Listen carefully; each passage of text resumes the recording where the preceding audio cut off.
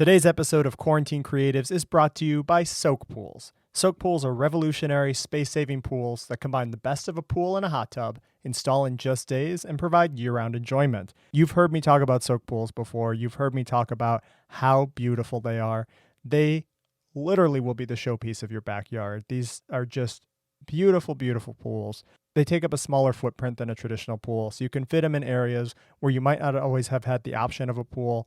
You can have as much or as little of it showing as you want, so you can have a beautiful kind of stone wall look. You could have it flush with a patio. Literally, the options are endless. Soak Pools are made in New Hampshire. They install throughout New England and can even ship anywhere in the country to be installed by your local pool company.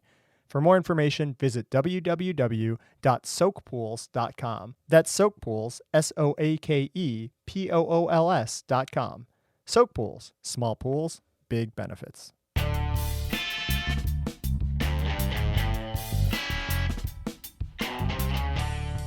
Welcome to Quarantine Creatives. I'm Heath Racela. So I feel like I'm just drowning in news right now. I feel like I need somebody to help me make sense of all of it. And that's what today's show is about. I feel like for a lot of generations, there was Walter Cronkite, let's say. And that's how most people got their information. And now we're living in this age where it's very fragmented. Everyone sort of has their own sources, their own echo chambers, their own places that they go to get news and analysis. And for me, for many, many years, Tom Ashbrook has filled that role. He's somebody that I listened to for many years on his NPR show On Point. It was produced here in Boston. He was the host of On Point for 16 years, and he was fired rather publicly for creating an abusive work environment. This was back in 2018. He's said publicly a number of times that he regrets the role he played in that and that he wanted to do better. There's always two sides to a story, right? And so we do talk about that whole period today, but that's not the only reason I wanted to talk to him. I think he's also he's somebody that can take both a granular view of exactly what's happening in a moment and the 30,000 foot kind of view of history view. He's able to be in both those worlds simultaneously. And just looking at everything that's happening in this country right now, the protesting, the rioting and looting, the police brutality, the military occupation of some of our streets. I mean, it is a frightening time out there. And Tom really helps me make sense of it. Tom has also started a new podcast with Heidi Legg. It's called Swing State, and we talk about that as well.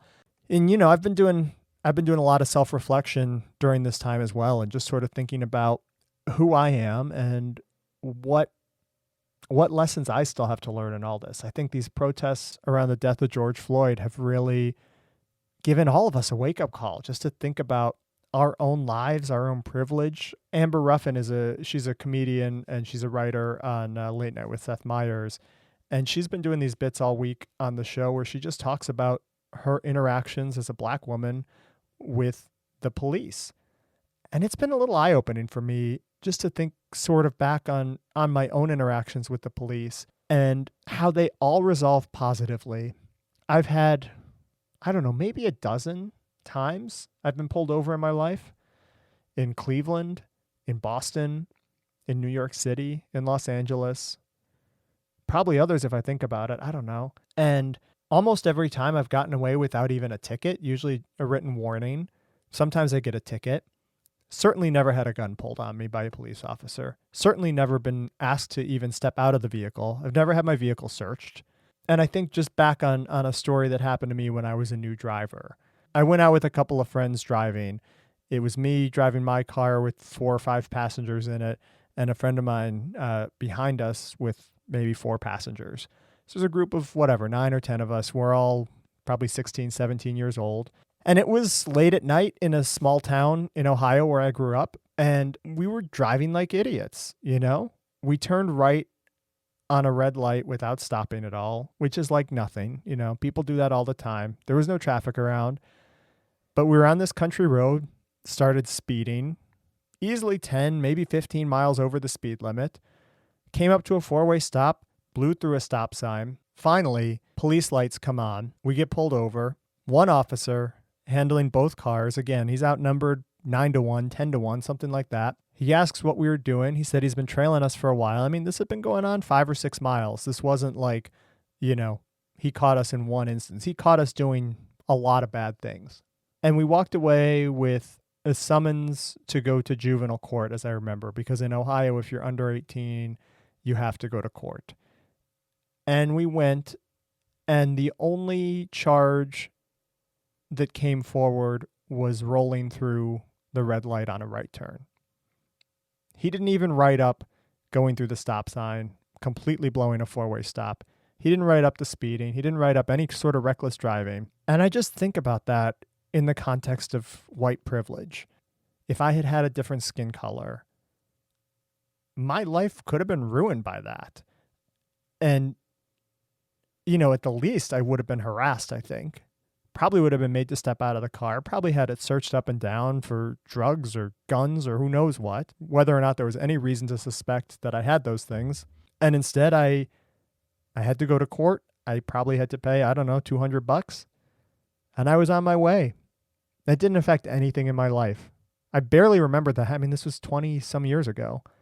I went on to college, had a successful career, got married, had kids. Never for once did the actions of that night cross my mind as being anything that could have changed my life until this week. And just hearing lots and lots of stories about, if you're Black in America, how policing is different. And I think it's important for those of us like me that don't have that perspective to listen to as many of those perspectives as you can, to hear these stories, to understand that we do live in two different countries. There is a different reality for white America and Black America. To acknowledge that, and then to figure out how to actively change that. And I want to say too, obviously, the solution to some of these problems comes from conversation. And I fully acknowledge that Tom Ashbrook and I talking today, it's two white men talking. I get that. And I get that we are coming from a different place. And we don't just talk about race, obviously. We talk about politics and a lot of things that are happening in the country. But I think it's important too to seek out alternative points of view and people that don't necessarily agree with you or look like you or have your same background. And I'm going to try to do that on this show too. We've got a lot of guests coming up that are going to share perspectives and insights that I'm not used to hearing. And I hope if you're listening to this and you have some to share with me, get in touch. I'm listening. I think we all need to. I'm at Heath Racela on Twitter and Instagram. Shoot me a message. Let me know what you're thinking. So here's my conversation from earlier in the week with Tom Ashbrook. How are you? Not so great. How's our country? I was hoping you could tell me. That's part of why I wanted to talk to you, I think, is just, I don't know. I don't know how to make sense of any of this. I'm feeling pretty low about where things have come.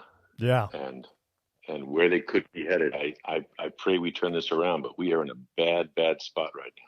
It feels like there are just so many issues all compounding at once, just coming out of this, 2.5, 3 months of coronavirus, unemployment, racism, police brutality, now just these, protesters getting fired on, media getting fired on by police and National Guard. I don't know. I don't know how to make sense of it. I don't know what to think anymore. Well, but you can take it piece by piece and break it down. We've got a pandemic, and we haven't entirely figured out how it originated, but it's not a terrible mystery. We're pushing up really close to nature, and nature's got funky stuff if you get too much in its face to share back. Right. And then we did not deal with it well when it came to this country. We lived in denial from the top. And there's a terrible economic price being paid for that right now, not to mention the price in human life. And then we've got, as a country, centuries of racism that we haven't worked through, that we've resisted working through, that we've made progress but not cracked the core of. And, we all saw what happened with George Floyd, and it's not inexplicable why there would be a really furious reaction to that. Yeah. And again, look to the top, look to our leadership, and it is hardly addressing the problem, the core root problem, or calming things down. So, it can be overwhelming and it's definitely depressing, but I don't think it's inexplicable. Yeah. And it feels like flames are just being thrown on that fire, wanting that calm voice and not hearing it right now. And I know at points in my lifetime, I haven't always agreed with who's at the top. I haven't always supported all their policies. But in moments of crisis, hearing that calming voice, getting that, that primetime address from the Oval Office, and just feeling like things are going to be okay, or at least are somewhat under control, and to go in the complete opposite direction now, to just feel like that there's gas just being poured on that fire every day, and people being encouraged to act out violently towards each other, right? Well, certainly the president has encouraged harsh law enforcement, and we've had it. We've had police who have done their best as well. We've had really totally legitimate protests going on, and peaceful protests, and then we've also had looting and mayhem. And the question about who's driving that stuff. But yeah, in the middle of that, you would expect it, definitely in other times, for a president to step up and calm the nation. Instead, we heard nothing from President Trump yesterday. In fact, I think one of his first things of the day was to call Vladimir Putin in Moscow. Yeah. Are you kidding me? Prior to talking to the governors, it was Putin right. first, and then the state governors Putin after. First. Yeah. I mean, what is going on here? I a lot of things in the last couple of decades have really grated on me. I began this century thinking we were in fantastic position to flourish, this country. Yep. Because we increasingly have a population that reflects the whole world. And we have a charter, a constitution that's perfect for if you follow it, if you respect it, it's perfect for a diverse society. It's become good for it.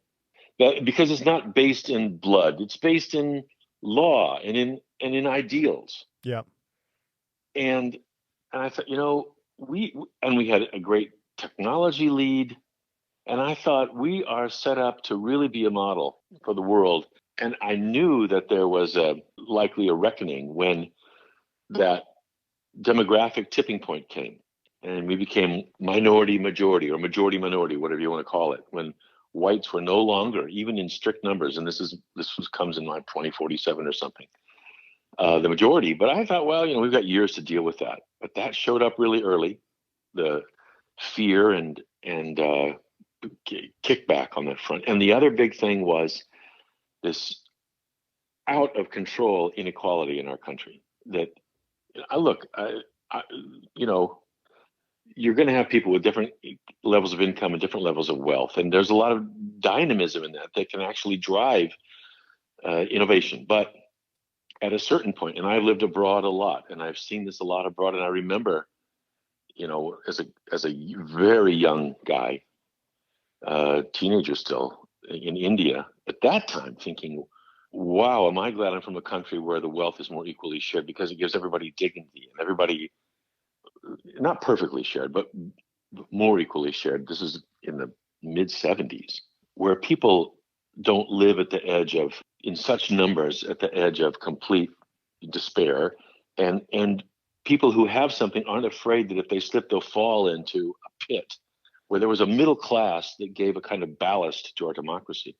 And then years later, in the early part of the century, you saw that inequality just exploding. And I thought, this is a ticking time bomb. This is going to be a terrible challenge for democracy. And I think we're seeing that too, that money has bought a lot of influence that has rolled over the voices of so many Americans. Well, and I want to back up a little bit too, and just sort of, there's obviously just there's fires burning right in front of us, but I want to try to take some broader lessons, I think, from it too, and just sort of talk about for you, like in general, trying to digest the news, trying to figure out what a reputable source is, where you should be getting your information, what your daily media diet looks like. Like where do you get your news, and what helps you process it? What helps you think about what's happening in the world? Oh, these days it's pretty easy, if you care to have a rich and diverse media diet. It's also easy to get into some gnarly little channel where you don't hear anything but an echo chamber. Yeah. But I mean, and the other thing today is the news is just ambient. It's all around us, right? You've got streaming stuff on your computer while you're doing other things. You've got the radio if you want it in the background. You've got podcasts from every possible angle out there. Go on Twitter, and depending who you follow, you'll have all these news reports and sources and breaking news and observations and opinion in your news flow there. And I live in that ecosystem like everybody else. I feel like I'm just surrounded by sources. And you know who's got the reporters on the ground and the capacity to do the actual reporting. And so I respect that, and we all need that. So the traditional news sources are still very important to me. But at the same time, social media can alert you to other sources who aren't so resourced, who don't have as much history. But if you follow them over time, you can get a more diverse stream of insights. And I've just over time sort of curated for myself a whole river of academics and people out in the field whose view I respect and I pay attention to. It's the most diverse input I've ever had. You have to watch out all the time at the edges for credibility. Like, you don't want to allow poison bullshit to come into your news stream, but you can get all the perspectives, and you can get more grassroots perspectives more easily than ever. I graze pretty widely now, Heath, and I, in a way, feel better informed by that. But at the same time, I feel like overall we live in a kind of just a shitstorm of disinformation, and it's always wants to batter the door down, and flood your house. So you got to watch out all the time for that. Be very attuned. But it's a real wide river, I would say, wider than ever. It is, and I feel like on that curation front, like, it's so easy for people, I think especially people of the older generations that grew up used to, news being a reputable thing. A newspaper arrived on your doorstep, or there was the evening news on CBS or ABC or whatever, that they see something on the computer now, and it's like, oh, well, it's on the computer, it must be true. Even just during this pandemic time, we've been having family members send us, little video clips, and instead of sending a link to a video online, they're downloading the video and just sending it unsourced. And we're like, okay, well, my wife and I look at it and be like, that's interesting information, but where did that come from? Who made that video? What's where did the information in it come from? What data are they pulling? Oh my God, I think about that all the time. If you allow yourself to just be, blown around by everything that comes over the social media transom, you are going to be screwed in a hurry. Yeah. You really got to pay attention to where things come from. And now that whole realm is being manipulated like crazy by people with all kinds of interests. I mean, Russia, we know all about. China's playing the game as well. And not just foreign actors, plenty of people right here in the country, in the U.S., who have their own agendas and are willing to sort of kidnap people's perspective and run it down some dark alley. It's out there. But what's really happening is kind of right in front of us right now. I mean, we've got a president who's threatening to put the U.S. military in the streets of our country, to crack down on us. That is amazing. That is amazing. And who used it last night, parts of it, and the local law enforcement as well, to clear out the park in front of the White House so we could take a stroll across to hold up a Bible. Yeah. We have got a kind of leader, or president anyway, in the White House that we've never had before. And I think the danger level is just off the charts right now, off the charts. And All of my instincts are on the highest alert right now. Of course, they've been for a while, but it just somehow gets cranked higher. Yeah, it's North Korea territory, it's Venezuela territory, Cuba territory. It doesn't feel like America to me. Yeah, and we're pretty well down this road already. And the amazing thing, there are plenty of conservatives who are in high dudgeon of critique right now. I mean, you saw George Wilson in the Washington Post, George Will, Yeah. going after this president saying, enough, enough, enough, enough. But within the party ranks, this is what blows my mind, is that how captive the party has become. And you don't hear a peep. I mean, I grew up in a conservative part of the country, and I know lots of conservatives. And there are principles associated with that that have been jettisoned right and left by the Republican Party right now to a degree that I find almost incomprehensible, except it's comprehensible because it's happening. It's right in front of us. Right.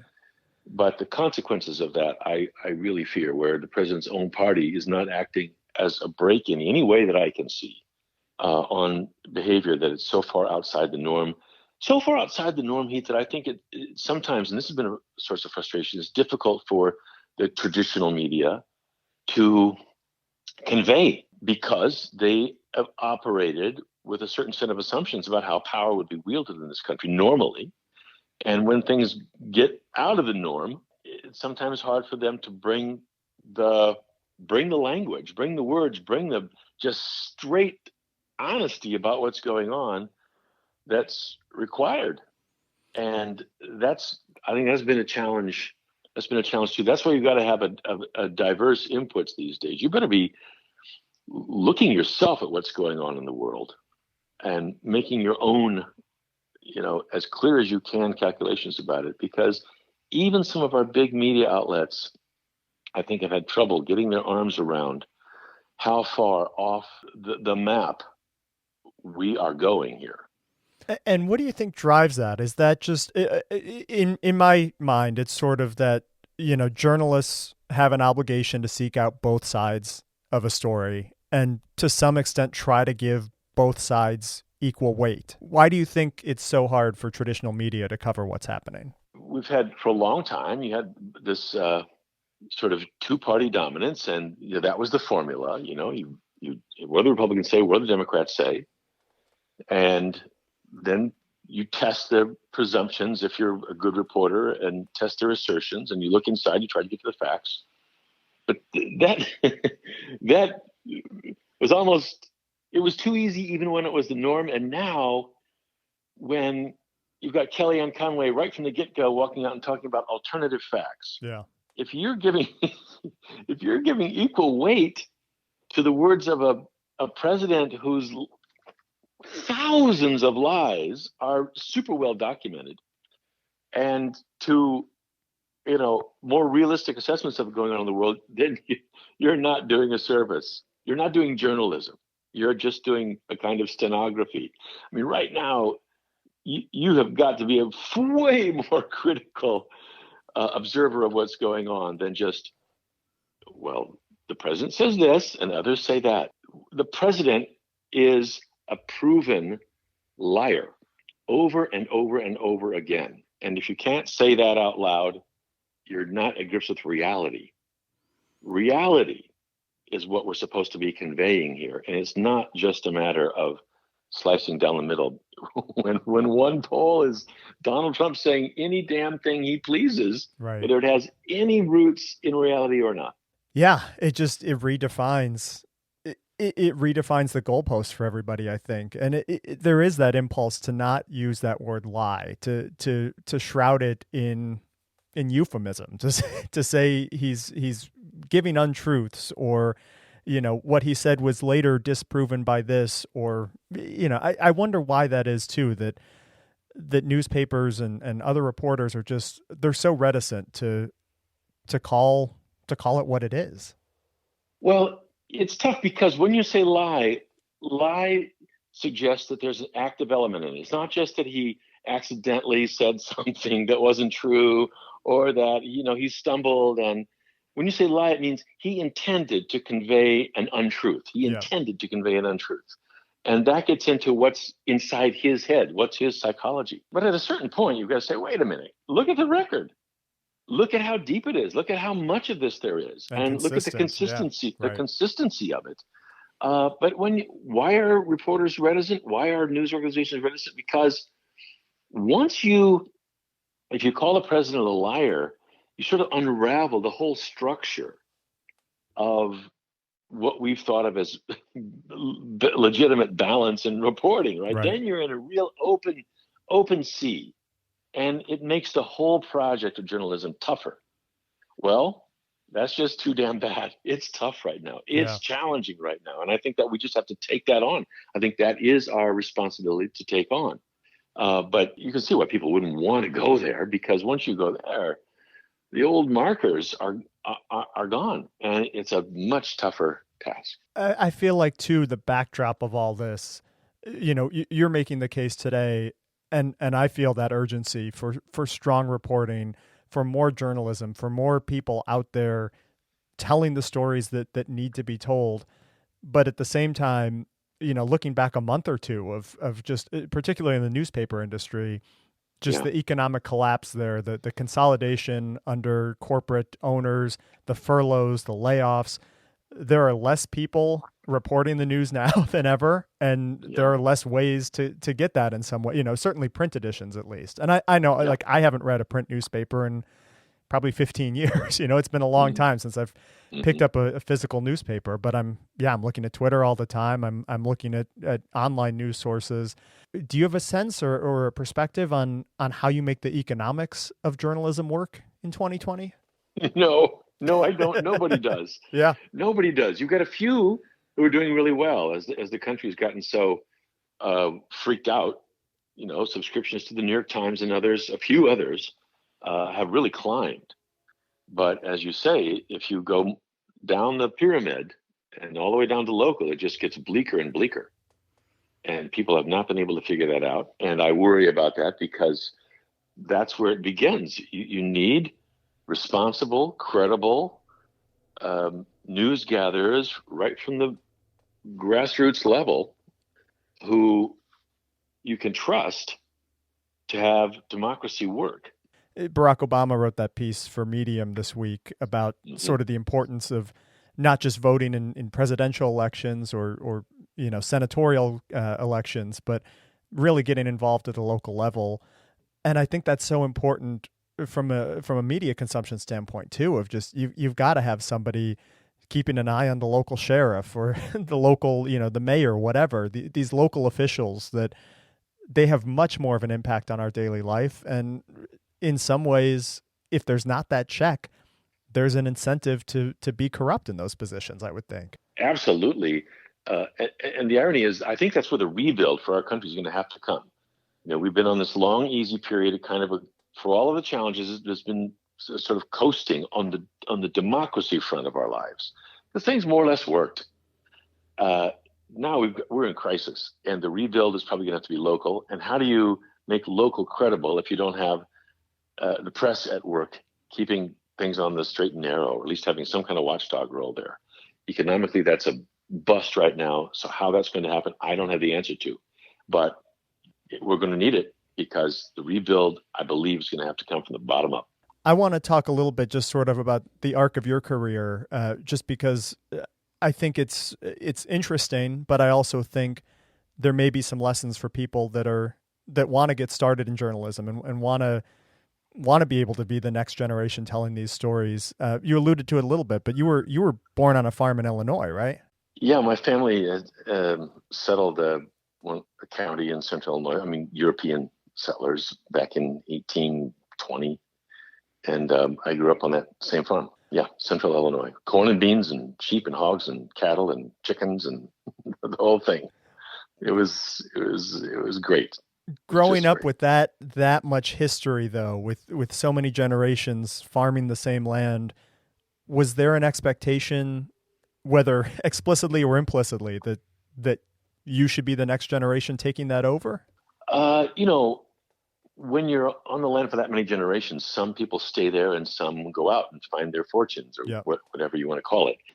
Even in my youth, it wasn't a big farm, and big farms were becoming the thing. And so it was clear pretty early on that my cousin Steve had more of hankering to do that work, Yeah. and it would be more economically viable if he farmed his part plus my wing of the family's part. And so they had me looking up and out pretty early on. They sent me on a hog truck from Peoria to go out to the East Coast and look at colleges. You can kind of get a sense that they were Yeah. pushing me out, pushing Yeah. me up and out. And, But my connection there stayed very strong all of my life, and I'm still very, very tied to that land and that community. but then you went out to Asia and did a lot of reporting for years, right? Yeah, I first went out as a student because I'd gone off to fancy town, ended up at Yale, and after a couple of years there, it was such a culture shock for. I mean, it was almost Amish. The childhood I grew up with there, it was sort of 19th century style, Yeah. and here was this very cosmopolitan world. People who had come from much fancier educations than I had, and after a couple of years, I just thought, I don't know if this is for me. Were you studying journalism, or what were you studying in Yale? In the first couple of years, I was interested in all kinds of things. And I ended up majoring in history. I just loved history. But that sophomore year, I was at the divinity school, and had fallen into a class on Vedantic mysticism. Hmm. And the Vedas are the ancient texts that predate Hinduism in South Asia, in India. And I loved these great ancient South Asian tomes, partly because they spoke to me in a way that was familiar. In these old holy scriptures, there's divinity in everything. There's the god of the dawn, the god of fire, and it reminded me of my youth, where it was very much raised up in the church, and that God was in everything. Yeah. And I said to one of my classmates, I think I'm going to quit because this is what moves me, and a lot of what I just feel like a fish out of water here sometimes. And he said, "Oh, don't do that." He said, "If you're so into this, go to India and study there, and then come back and finish up here." And I did. That was the first of 10 years in Asia, in India, and then yes, reporting out of Hong Kong, and then based out of Japan, but reporting all over Asia in a very volatile time there, when countries there were, you remember Ferdinand Marcos in the Philippines, South Korea was in complete uproar. China was starting its ascent, this is in the mid 80s. It was a super interesting time to be there. But 10 years, a lot of time. Really, really loved it. Looking at what's going on in Hong Kong today too, what's your having lived there? I had a cousin over there for many years, and they're back in the States now, and I went over and visited him, and just I was enamored with it. It's such a beautiful and such a unique place. I was there after English gave up control of it, but it was just such a great melding of these kind of Eastern and Western cultures. But now China's taking it over. What's your take there? Well, you can't help from a certain angle of falling in love with that hybrid. Yeah. And of course, the history of it has got lots of exploitation. It was British opium traders who set that up, and it's not a pretty history. But over a long period of time, Hong Kongers made that history their own. And they came to really value that hybrid. And that real hybrid of East and West, even now in this globalized age, it's rare. It's super rare. Yeah. And there was always this question. I mean, I was in the room when they introduced the agreement that was supposed to govern this one country, two systems. I was there for the handover. And there was always skepticism about whether it would work, but there was a bright hope that it would, that China would see value in it. But the political freedom that Hong Kong people are used to, even coming out of a colonial past, is just proven intolerable under the crew that's in charge in Beijing now. And it was a pebble in their shoe, and they're always afraid that it will infect the rest of Chinese politics, the Chinese population, the sense of independence, of rights, that the state can't just roll over. And I think ultimately it's just too much for them. And right now, it looks like they're in the process. They will in the process of crushing it. And that's a very sad thing for my friends in Hong Kong, for all of the people of Hong Kong. I wish that China had been big enough to accommodate that, to let that be as its unique thing. But then, that's human nature. The nail that sticks up gets hammered down. happens in a lot of places. If the Chinese had had a colony on the coast of California, that had ways that were more Asian, I don't know if ultimately we would have stomached that or not. Yeah. But I sorrow for the loss of the beauty of that um, hybrid that grew up there in Hong Kong. Is really a wonderful thing, and I'm glad to have known it so intimately. It's hard not to see it as part of what we were talking about relative to the U.S. too, of just sort of this creeping authoritarianism, though, right? Of Brazil, the UK, Germany almost got there with some of their elections. Like it feels like we're moving away from that democracy self rule trend that had been on the rise for so many years, and are headed in a different path now, really, as a planet. No question about it.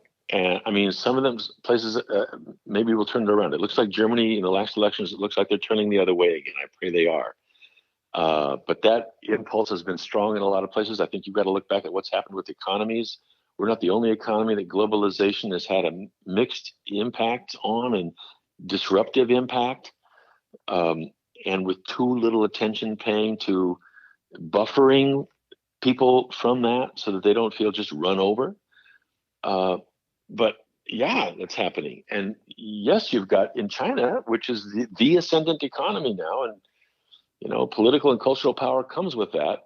You've got the Communist Party in charge, and a long Chinese tradition that wants centralized authority for all their own reasons. And then you've got the United States kind of right now looking to the whole world like it's forfeiting its position as the champion and the exemplar, the model of how great democracy can be. And our guy who's giving, comfort to authoritarians all over the world, who's throwing his arm around them. It's just it's a baffling thing to see how we look like we're surrendering that. And I don't think most Americans want to. But at the top, that first call yesterday went to Vladimir Putin, not to the American people. And it's pretty freaky to see the United States, not only that Donald Trump is not standing up and demonstrating what real democratic leadership should look like, but that our country overall right now is hardly showing the world a model that they're going to be rushing to follow. We got cities in flames because we haven't worked out our problems. Yeah. And we have a leader who's pushing back in a way that's more authoritarian than democratic, to my view anyway. No, I agree. And it's such a small percentage of the country that supports that, I think. To your point, just sort of we're moving in that direction as a society. And I don't think most of us want to be there. And I know I'm having conversations with friends in other countries, and I'm sure you are too, of like, no, he's not our guy. That's not what we stand for. And, trying to figure out just how you model that positivity for other people when it's not what's being seen on their news, and it's not what's being modeled from the top. But it's not a teeny tiny minority that are supportive of the president. And that's not surprising right now. You've got a whole news network that feeds them a view of the world that feeds into Donald Trump's view. Yeah. And, everybody has to step back now and think about culpability here. As globalization moved in, it worked out really well for part of our society. That top 5%, that top 1%, a bunch in the top 20 maybe, but that 5 and 1, they were doing great. Right. And better than ever. Better than ever. And it was incredible. And, and you could have housekeepers for minimum wage, which was nothing if you're in the top 1%. But did they really take responsibility? Did they really care about a big portion of society that was struggling with this? Nope. And that worked for a while, but it hasn't worked forever. And Donald Trump picked up on that anger and sense of abandonment. And also, there's the racial piece of it.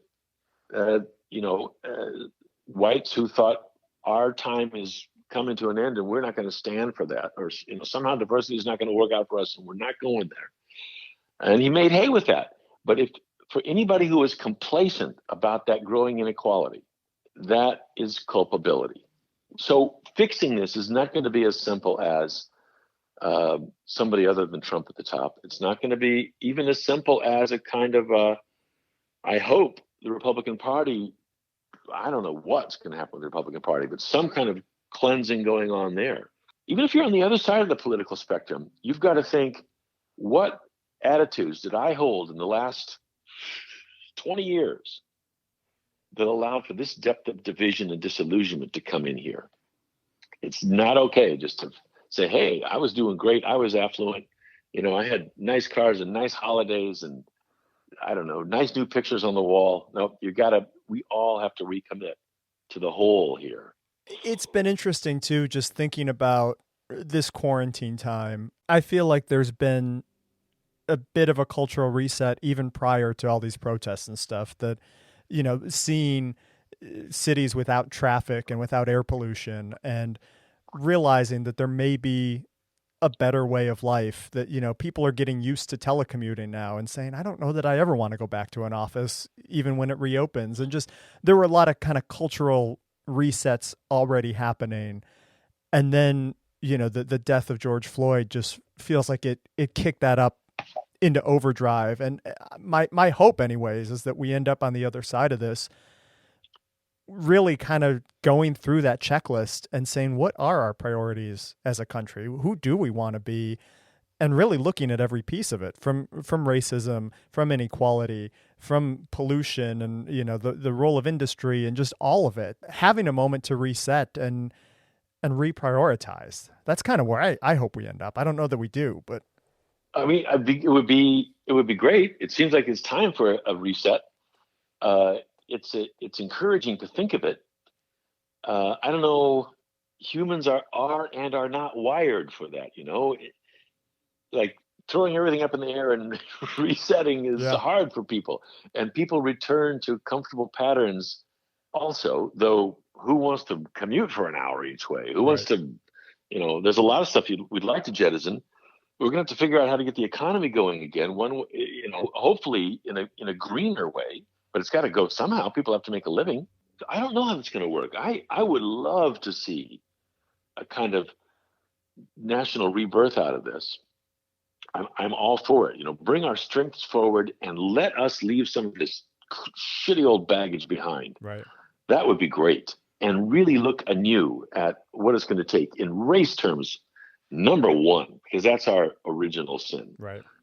In equity terms.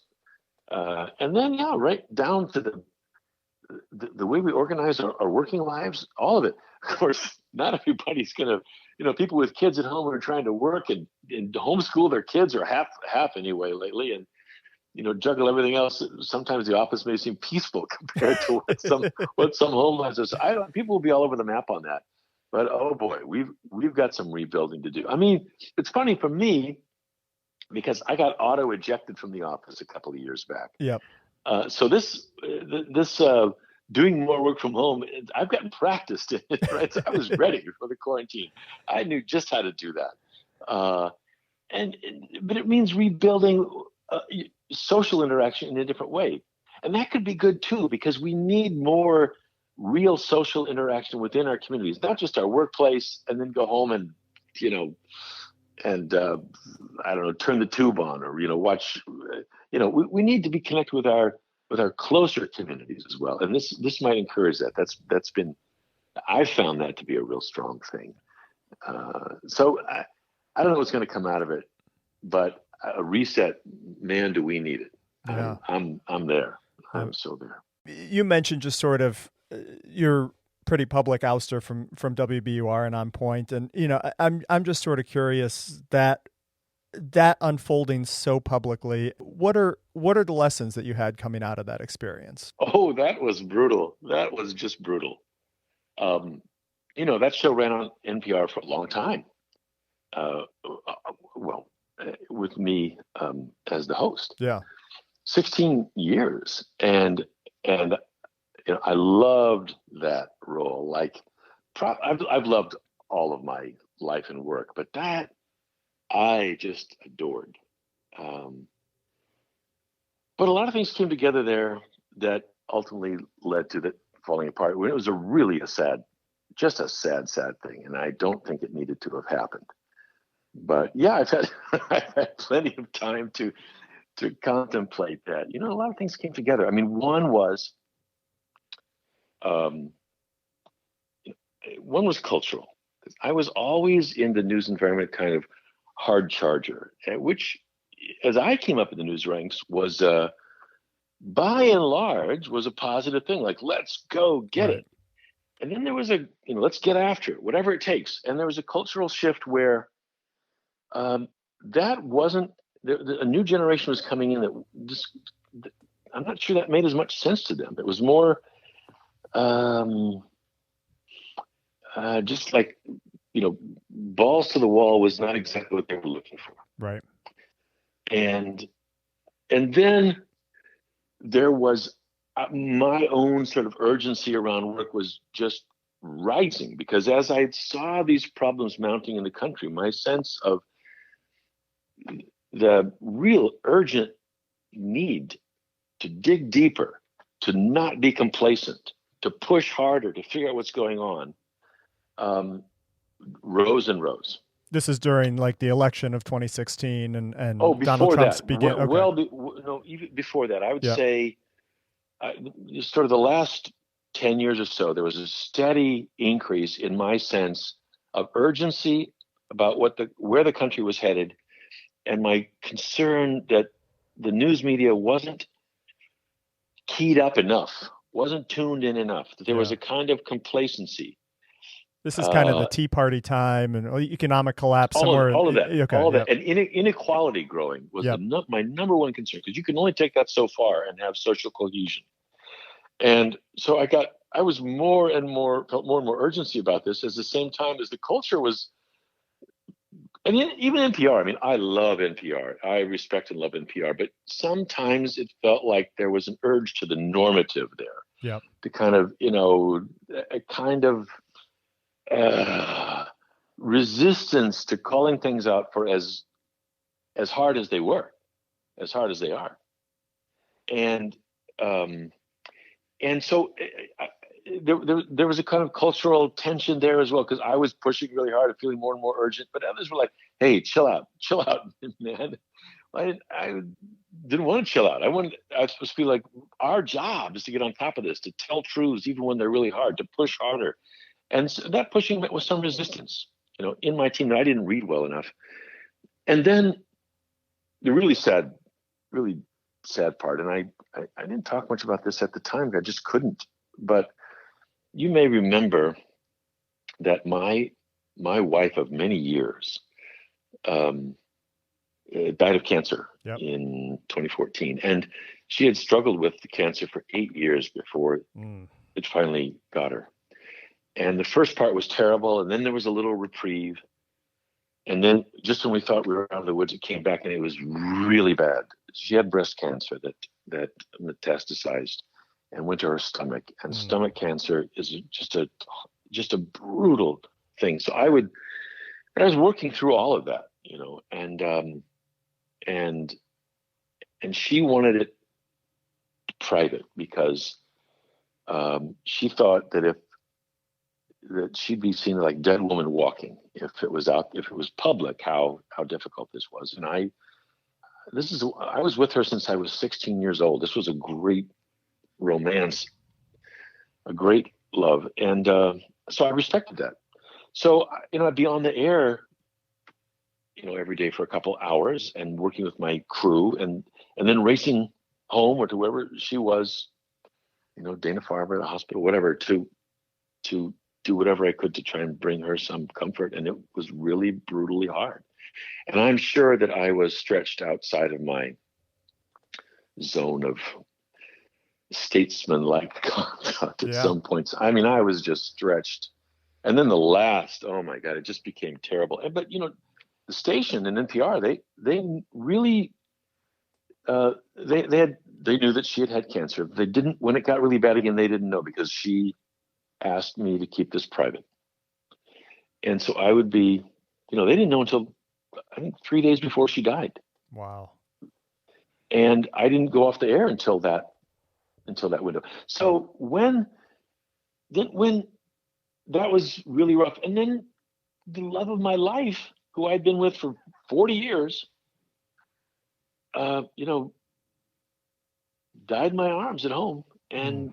and the grief just overtook me, and I took a couple of months off, and I mean, there was no, I had to, but then I was back at work, and the work was very helpful in pulling me through, but also, the grief was real. I mean, I was just out of my mind sometimes, but I was committed to the work, but I'm sure I wasn't always at my best with my colleagues. So, um, when, when, in, what was it, 2017?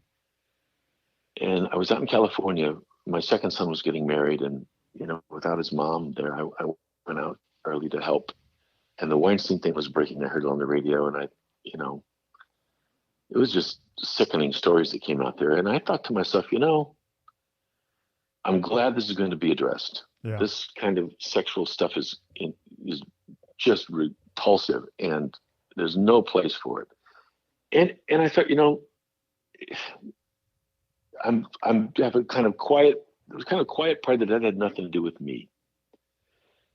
Well, 2 months later, people are coming and saying, "Hey, making those charges," which I just thought was ridiculous, out of a pat on the back for a job well done. But then this sort of that I was a beast in the office, and boom, it was such a hurricane that I was out. And I thought, at that point, that the station should have taken more into account what they, at that point, knew what I had been through during the time the core of these complaints came from, because Right. they came from that time. And throughout all that time, it was ironic, but my job reviews were like, all-star, leadership, top rank and all that. So anyway, it was just a sad confluence of things in the middle of a hurricane, where it was mustering up for me was more than they could face, in the face of that storm. And I ended up out, and it was really sad, because I loved the work, and I hated to see it gone. But you don't get to write the score of life. We run into the storms that we run into, and we're not always perfect. And sometimes there's a forgiving environment for that. Sometimes there's not. And here there wasn't. And it's kind of a tragedy that it happened, but there it is. You don't get to write it. You live it. Yeah. It's I didn't go through quite the same thing, but there are parts of that story that I definitely sympathize with.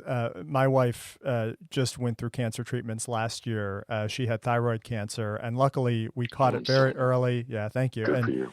And she had an operation and was able to, she's cancer free now, but she was 34, 35 years old at the time, and you just that you don't realize when you're going through it, even what you're feeling. You're not really processing it. And I just remember, like, she ended up going to New York for treatment. We have family down there, and we found a hospital there that we thought was the right fit. And I stayed here with our kid. We had 2 young kids, and I just remember, like, trying to stay sane, pushing them on the swing in the backyard, knowing my wife's going in for this, and getting text messages from work, just like, how do you want to handle this thing? And not handling the responses eloquently, just being like, can you just do it? Like, I don't know. Like, I'm asking for this, just do it, and realizing afterwards, like, yeah, I could have handled that differently, but I'm sorry you had to go through that. Yeah, it can be really bad. And I'm so happy that your wife, that you guys were on top of it, and that she's better. Thank you. That's such a blessing. Danielle was such a beautiful human being, just a wonderful human being. And she wanted to live so badly. But no, she did all the surgery. She did all the treatment. They brought all the hammers down on her. Yeah. And it didn't work. And then it just got worse and worse. And I mean, it was hellish, man. And it was hellish for years. And she was so brave in it, but it's hard. Yeah. Anybody who's been through that, especially if it stretches out and gets really bad, it's terrible. Yeah. And so I would not wish that on anyone. And I I'm so grateful to my family and the way they've pulled through. But it was a terrible loss. She was a she was just a wonderful person, and our kids, to watch the blow that they took and how they stepped up to help. Yeah. Losing your mom is a terrible thing, no matter what the age. And yeah, it's a hole in the world for our family. But that we are not alone in that. People take losses all over the place. George Floyd's family, Yeah. look at them. Right.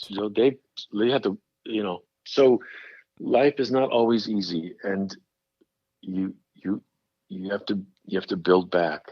And my kids have, in a way that I'm so proud of and so grateful for. And I've had the good fortune. I have now remarried, and I thought I never would, but you know, love and beauty come too. It's not Life is not just a horror show, and that's true for each of us, and it will be true for our country. It's not just a horror show. Love and beauty will come also, but you've got to be open to it, and you've got to work for it. And so, yeah, that was a life path I didn't expect. Hard, but then beautiful things have come too. So Yeah. it's what it is. Yeah. And our country will find its way as well. But I want to I want to minimize the suffering as we go there. I want to get there as fast as we can. I want to grapple really openly and honestly with the problems that we need to address, because otherwise it just stretches it out and makes it worse. No, it's true. And the last point that I want to ask you about your new podcast, because I feel like it's a great space to start having some of those conversations, to start figuring out just how we move forward. And it's called Swing State. And I know initially you weren't really planning on diving into the news of the day, right? This was something that was going to look at the Literally election at the more swing so, right? states Yeah. in the 2020 elections, Yeah. where it will all be decided. Yeah, that was our Heidi Legg and I, and she had just wrapped up a big research project at Kennedy School at Harvard, Shorenstein Center there, and came and said, "Hey, you want to jump on this?" And in this big election season, and given how important those swing states were in the last election, the election of Donald Trump, that seemed like a pretty good idea. But everything exploded so quickly with COVID and all the rest that we saw, the whole country is in a swing state. The swing of options in front of us right now, from, I mean, face it, at one end of the place that we're too close to right now, fascism, straight up fascism in Right. our country. You got people flashing stuff in the street that's Heil Hitler kind of stuff, Nazi symbols and right wing, you name it. And look at a lot of behavior at the top right now. We're at the other end, a kind of rebirth that would get back to great ideals, that would rethink our economy, that would think about equity, that would look at the race issue in a new way. That is such a wide swing. And that, so whether cultural, economic, political, socially, the range of paths in front of us right now, right up to and including life and death with COVID and coronavirus. So we couldn't stay narrower than that. So we've opened up the lens, and I'm really happy to be doing it. It's a blast. Yeah. I feel like, for me, looking at job prospects in this time, I got laid off right at the beginning of all this in March. And for a TV producer, there's just no production happening right now. So there's just, Right.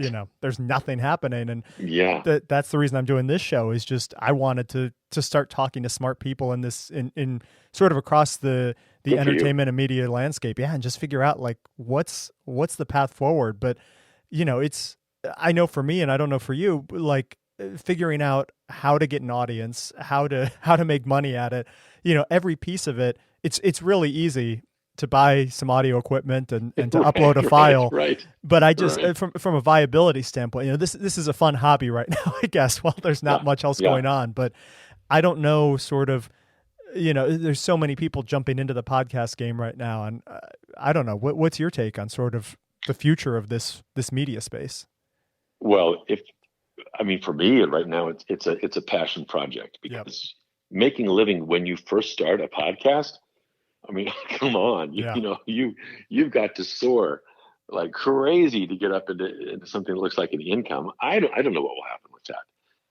Fortunately, I've always been a thrifty person, and I've found some good avenues also in just even these last couple of years. But and that's okay. But over time, if you're pouring yourself into something, you like it to pour back something in your pocket as well.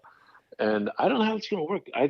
Most podcasts don't make squat, and a few of them, go big time, and good on them. But there's a lot of talk about the golden age of podcasting passing already. I don't know, 1.5, 2 million podcasts now, and many of those which are gain more popularity are now getting, picked up by consolidators, whether it's Spotify or you name it. And a lot of talk of this age of people being able to sort of putter along their podcasts. It may be a hobby or nothing soon. Yeah. Maybe already. And so I'm not sure what that means, man. It's easy to get the equipment and put something up. You're right. But for me right now, it's more about the urgency of our country's situation and pitching in whatever way I can. And I'm happy with the good reception for Swing State. It's been terrific to do it. I don't know how far that will go or where it will go, but everybody is called on to do their part right now, and I guess that's mine. Yeah, using your voice for good, and it's so nice. I think just having your voice back in the national conversation and hearing your perspective and hearing today too. Just sort of, it's helped me sort of process what's happening because it's easy to get stuck in a loop of just scrolling Twitter endlessly and just shaking your head and saying, yes. Where are we going? God, right. Everybody's a prisoner of that. But, Donald Trump's usage of the word aside, this is a great country with deep problems, many of which are unresolved. But the idealism at the heart of this country's conceptualization, even though it was imperfect from the start, the stuff in there is what we need. The idea of us all being created equal and of living under the rule of law and law that's fair and good. If we just go for that and make it real and rethink and reset, I love the idea of the U.S. modeling that for the world with a beautiful, diverse population and all the strengths that we can bring to that. We do not have to be white supremacists to be happy and successful. We're going to be a whole lot happier when we get all the way on the other side of that. Yeah. Way too much of that. We don't need that. And I think we can get there, but it's going to be a struggle right now. And we're in the heat of it right now. And the danger is high that we face setbacks and the sort of degradation of what we can be before we get to the other side. So buckle up. This is the real deal. This is the real deal. Yeah. If you're a journalist, this is the time, by whatever means to practice illuminating what's going on in the world in a meaningful and important way. Yeah. And for us citizens too, I think just getting your beliefs out there and marching, talking to your congresspeople, voting. We're all going to have to we're all going to have to stand up for it. There's just no way around it. This is moment of truth time, folks. These next few months, oh my God, good luck to us all. But it really is time to stand up and figure out what is the thing that I can do that will push the needle toward the good and the just and the future that you actually want your children to have. And then stand up for it, and not just on Twitter. Tom Ashbrook. What a delight to talk to him, huh? I really enjoyed that. And it was, I wasn't sure if I should talk about the WBUR stuff, talk about the On Point stuff. And he brought it up a little bit, and I took that open and I went with it. And, it's a good reminder that there are always multiple sides to a story. And, it's up to you to decide what you do with that, I guess. But I feel like I never really heard his side of it. And that's not to discount the people who felt offended by his actions either. I understand that there were concerns there, and I don't minimize that. But I think it's important to remember too that we're victims of our circumstances, right? And the things that are happening in our life at any given moment completely inform where we are and how we behave towards others. And we need to work to change that. And that's the lesson of this week, huh? Working to change things that don't work for all of us. All right, that's it for today. I've got a really exciting show coming up on Monday as well. I talk to somebody who I've gotten to know over the years and just adore. Nick Offerman is going to be here on Monday. I am so psyched for that. Let me give you a little preview of what we're going to talk about. The older I get, the more I feel a kinship with my family and the simple appreciation of things like family and friendships and neighbors and gardening and cooking and handcrafting.